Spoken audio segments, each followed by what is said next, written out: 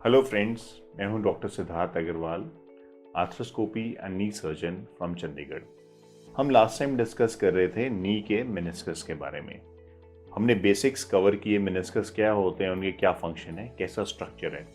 अब हम डिस्कस करेंगे उसमें क्या क्या टीयर हो सकते हैं, उन टीयर्स की क्या मैनेजमेंट है, और एमआरआई की रिपोर्ट में जो आपके वेरियस टीयर्स लिखे होते हैं हम उसको कैसे इंटरप्रेट कर सकते हैं एज अ पेशेंट। ये 3 पॉइंट्स हम डिस्कस करेंगे। मेनिस्कस के 3 पार्ट्स हैं। अगर हम देखें, ये सी शेप मेनिस्कस है हमारा घुटने का। इसमें फ्रंट पार्ट है, मिडिल पार्ट है और पीछे का पार्ट है। Depending upon the location we can have different types of tears. जो स्टीरियर पार्ट, पीछे वाला पार्ट है, ये सबसे ज़्यादा लोड उठाता है जब हम घुटना बेंड करते हैं। आगे वाला एरिया हमारा ऑफलोड हो जाता है और पिछले एरिया में सारा लोड कॉन्सेंट्रेट हो जाता है। कंसिडरिंग दैट हमारे मैक्सिमम टीयर्स पिछले पार्ट ऑफ मेनिस्कस में होते हैं। Meniscus tears according to zone मैंने बताया 3 पार्ट्स में डिवाइड कर सकते हैं। Front that is anterior, middle that is body and पीछे मतलब पोस्टीरियर। सेकेंड कॉन्फ़िगरेशन देते हैं शेप ऑफ टीयर। जनरली लिखा होता है ऑब्लिक टीयर, हॉरिजॉन्टल टीयर या कॉम्प्लेक्स टीयर। ये 3 मोस्ट कॉमन टर्मिनोलॉजीज हैं जो एमआरआई रिपोर्ट में यूज होती हैं। एक चौथी और 5वीं टर्मिनोलॉजी है फ्लैप टीयर और लॉन्गिट्यूडनल टीयर, जो अनकॉमनली यूज होती है। मैं आपको समझाता हूँ क्या होते हैं। अगर एक सिंगल लाइन ऑफ टीयर है, single line through the substance बीच में से जा रही है, that is a linear oblique tier.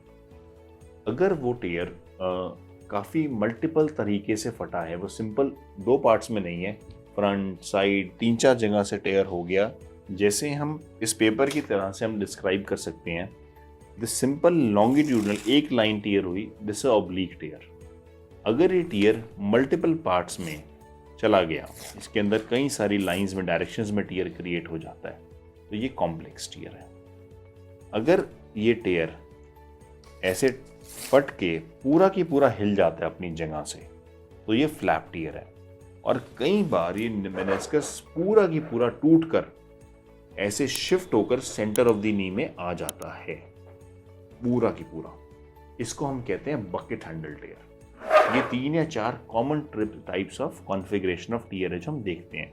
Horizontal tier होता है कि मेनिस्कस 2 पार्ट्स में स्प्लिट हो गया। एक सिंपल मेनिस्कस था, पर वो बीच में से टेयर होकर 2 पार्ट्स में स्प्लिट हो गया, ऐसे एक ऊपर और एक नीचे। This is horizontal tear. अब हमने करना क्या है? Most of the tears pain cause करते हैं।